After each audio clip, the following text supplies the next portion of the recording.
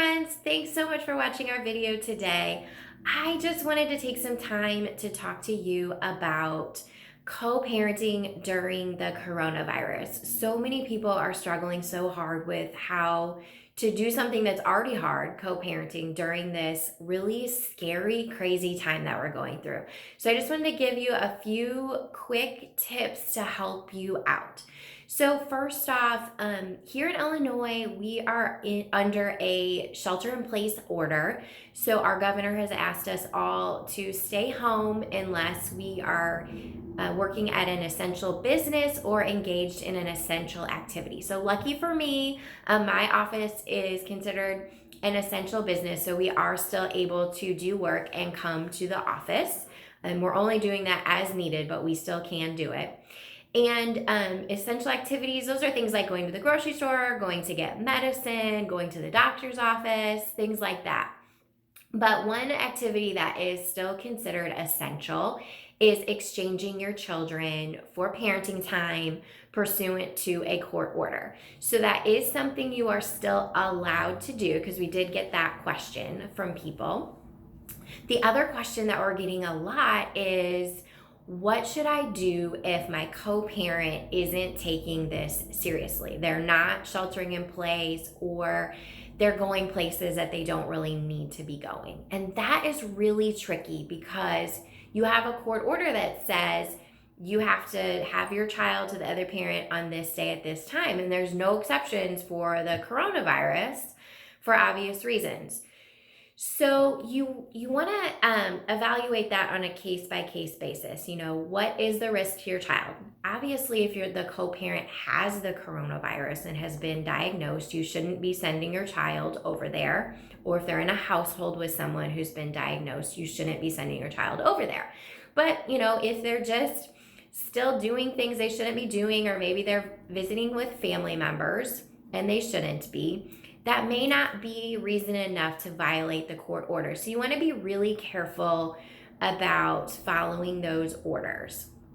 My best advice to you, if you're concerned, is to call an attorney, get some advice about your specific situation, what you should and shouldn't be doing.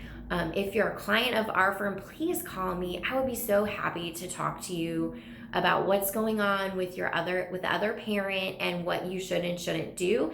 And if that parent has an attorney, I can always give them a call or send them an email and say, hey, can you talk to your client? This is what's going on. We'd really like it to stop. If you're not a client of the firm, we are offering free consultations to everyone in the month of April, just to help people out. We know so many people have questions, so we would be more than happy to talk to you about your situation and give you some advice and recommendations to get you through this time. The other tips that I would give you is maybe, communication is so important, especially right now. So reach out to the other parent and tell them what your concerns are. It's possible that they will ignore you. It's possible that they will argue with you, but it is also possible that they will say, you know what, I never thought about that. Or maybe they are also concerned. Maybe they work at a grocery store and they're concerned about exposing your child, and they would be more than happy to give you more time. Or maybe there are some other ways to handle the parenting time that are safer for the child. So maybe you switch the parenting time so that there's regular FaceTime calls instead of in-person visits. Or maybe you need to adjust where you're meeting to exchange your child because it's in a place that's not safe. So there's a lot of changes that you can make, but those do require both parents to communicate. And that can be really hard for people. But we're going to all have to do hard things to get through this coronavirus outbreak. The third tip that I have for you is make sure that actually that's the fourth tip. Make sure that you're teaching your children good hygiene. So make sure that they know they need to be washing their hands even more than normal. Make sure that they know start teaching them, don't touch your face as much. Don't put your fingers in your mouth. Don't put your fingers up your nose. If you need to cough in your elbow. We call this a vampire cough at our house because you kind of look like a vampire when you cover up your face. So start teaching them those things so that whatever household they're at, they are learning these good practices to help keep them safe so they don't get sick.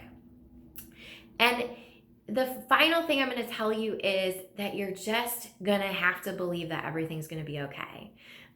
There's a limit to what we can do to keep ourselves safe and our children safe. So you are just going to have to believe that we're going to get through this, and that what ever outcome happens is exactly what was supposed to happen.